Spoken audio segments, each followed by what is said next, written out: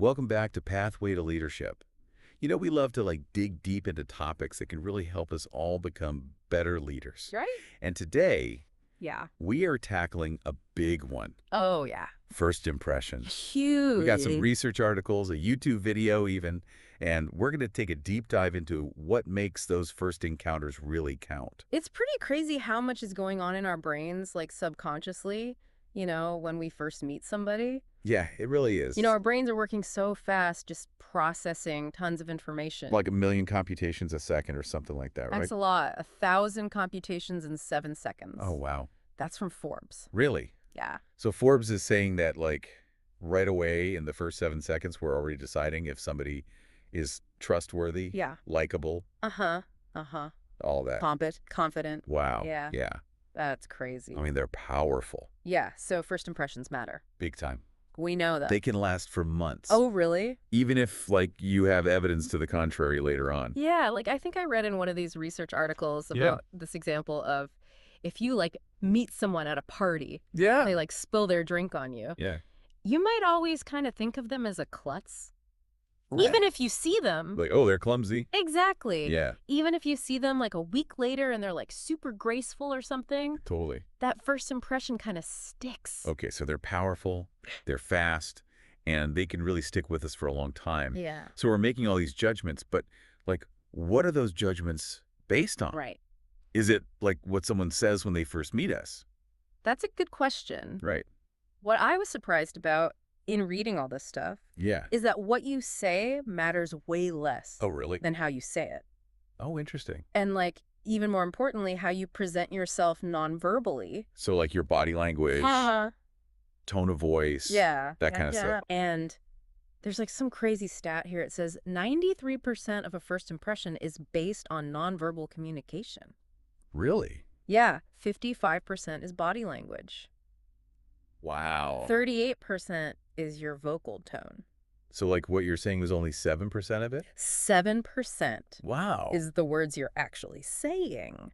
So our body language is doing a lot of the talking for us. Yeah. That's super interesting. It is. So I'm thinking about John Gagnon Yeah. from the Pathway to Leadership YouTube channel. Yep. He's got a great video about first impressions. Yes, he does. And he breaks down the importance of your appearance, right? How you speak. And even your social media presence. It's Okay. your digital first impression. It is you're always on Yeah. first impression. And, I know John has said that he's seen people lose out on jobs Oh, yeah. and promotions because of their social media posts. Yeah. It's scary. It really is. If you ever Googled yourself and just been terrified by what comes up, I have. right? Yeah. It's a good reminder to be mindful It is. about that stuff. Yeah. So if you're listening and you're oh, I need to go check this out, Yeah, you should. you can head over to John Gagnon's channel, Pathway to Leadership, on YouTube. It's a great channel. He's got a ton of free information to help you become a leader, Yeah. make more money. Make a difference. It's all about leadership. So we're sending all these nonverbal cues, We are. right? Yeah. What are some of the biggest mistakes that people make? Oh, there are so many. Right. Well, actually, one of the articles we have lists a bunch of common body language blunders Okay. that can really sabotage your first impression, like slouching. Ah. You slouch, it makes you look disinterested. Or you don't have confidence. Right, exactly. You don't care. Yeah. Oh, yeah. I've definitely been guilty of that one. Yeah, me too. Especially in long meetings, Totally. What about eye contact? Oh, yeah. Is it true that you should never break eye contact? I don't think so. Right. I think it's good to have eye contact. But if you stare someone down the whole time, Right. that's just as Oh. bad as avoiding eye contact. It's creepy. It can be, yeah. So it's finding that balance. Yes. Okay. Making eye contact, looking away, and then coming back. It's a dance. It is a dance. Okay, what about nodding? Nodding. Uh-huh. Is it bad to nod too much? I think it can be. Yeah. Because if you nod too much, it can make you look like you're agreeing. Uh-huh. When really you're just trying to be polite or show that you're listening. Right. So it's good to nod. Yeah. But don't go overboard. Be genuine. Yeah. Thoughtful nodding. Okay, so these are all really good tips. I'm definitely going to be paying more attention to my body language from now on. Me too. But, okay, even if we mess up that first impression, Right. those first few seconds, Yeah. can't we, recover? Well, I mean, Don't people change their minds once they get to know us? of course, relationships evolve over time. Yeah. But one thing we have to remember, Is that those first impressions can be really sticky. oh no. Yeah. So even if like down the road I prove myself to be trustworthy, Yeah. competent, Yeah. all those good things, Yeah. that initial impression could still linger. It could. That's kind of a bummer. It is, but it's also just proof of how powerful those interactions are. Right. And, our brains are wired to make sense of the world quickly. Yeah. So that first impression helps our brain kind of categorize information and make decisions quickly. Right. But that can also sometimes be a bad thing because our brain might be taking shortcuts that aren't accurate. Right. So like, for example, For example. I'm thinking of this time I saw someone take the elevator to go up one floor. Uh-huh. And I was just like, oh, come on. Yeah. Like, why are you so lazy? Just take the stairs. Totally. But like, That's an example. yeah, maybe they had an injury or something. Right. Or they were just feeling tired that day. Yeah, we don't know. Right. So that's like judging a book by its cover. Yeah, and that's a perfect example of what's called implicit bias. Okay. Implicit bias. You've probably heard that term. I've heard of it, Yeah. but I don't really understand what it means. Yeah, so it's basically a judgment that we make unconsciously. Yeah. A lot of times it's based on like stereotypes or limited information. So it's like our brain is trying to be efficient, Right. but it might be taking a shortcut that leads to the wrong conclusion. Exactly. Okay, so it's like we're not even aware that Yeah. we're making these judgments. A lot of the time we're not. That's crazy. Yeah, and that's why it can be hard to combat. So how do we like fight against that? Well, I think the first step is just awareness. Okay. Like if we understand how implicit bias works, then we can start to recognize it in ourselves. Right. And then once we recognize it, we can try to mitigate its impact. And there are resources out there that can help us for that, right? Yeah, totally. Like John Gagnon Yeah. on his Pathway to Leadership channel on YouTube. Yeah. He gives lots of tips and strategies to become more self-aware Yeah. and intentional in our interactions. Okay, so that's a good reminder to check out John's channel, Absolutely. Pathway to Leadership Uh-huh. on YouTube. Yes. Okay, cool. And I know John also talks a lot about striking a balance Yeah. between different personality traits when you're trying to make a good first impression. Yes, he does. So it's not just like being super confident or Mhm. super warm and fuzzy. It's finding that sweet spot Yeah. between confidence and warmth. Yeah, so you want to like project confidence, Uh-huh. but you also want to be approachable. Yes. Yeah, That's a good way to put it. like the perfect recipe for a first impression. Yes. A little bit of confidence, a little bit of warmth. Dash of self-awareness. Yes, exactly. That's key. Yeah. We can all work on that, Yeah, no matter what our personality is. totally. And John Gagnon's channel, Pathway to Leadership, Yes. is a great place to go to learn more about how to develop your leadership skills and really achieve greater success both personally and professionally. Absolutely. And all of his stuff is free. Awesome. So we are going to take a quick break, Okay. but when we come back, we're going to dive even deeper into the psychology of first impressions. Sounds good. All right, we'll be right back. Hi there, I've got something exciting to share with you. Are you ready to take charge of your future and become the leader you were meant to be? Then you need to check out Pathway to Leadership by John Gagnon. This isn't just a book. It's a training manual designed to guide you step by step on your journey to leadership. Whether you're just starting out or looking to refine your skills, this book has everything you need to grow your confidence, elevate your earnings, and inspire change in yourself and others. With Pathway to Leadership, you'll uncover powerful tools to build the mindset and strategies that great leaders use every day. Imagine the possibilities, not just for you, but for the impact you can have on those around you. So, what are you waiting for? Pathway to Leadership is now available on Amazon. Grab your copy today and start your journey toward a better you. Pathway to Leadership, because the first step to leading others is leading yourself. We've been talking a lot about the more like logical Yeah. side of first impressions, Right. but there's a whole emotional component to it as well. Oh, totally. Like you could just tell right away if someone's genuinely excited to meet you. Yeah. Or if they're just like putting on a polite face. Right, exactly. And actually, there's a study that found that people who are more emotionally expressive are seen as more attractive. Oh, really? Yeah. So it's not about like being fake No. or over the top, Right. but it's like letting your true emotions come through. Yeah. I think it's about being authentic and present Yeah. and, connecting with that other person on a human level. I like that. Yeah. And that totally ties back to what John Gagnon talks about Yeah. in his Pathway to Leadership videos. He does. He's always saying, like, bring your full self to the table. Yes. Don't try to be somebody you're not. Right, because that's exhausting. Is. When you're trying to be someone you're not. Totally. And I think people can sense it, too.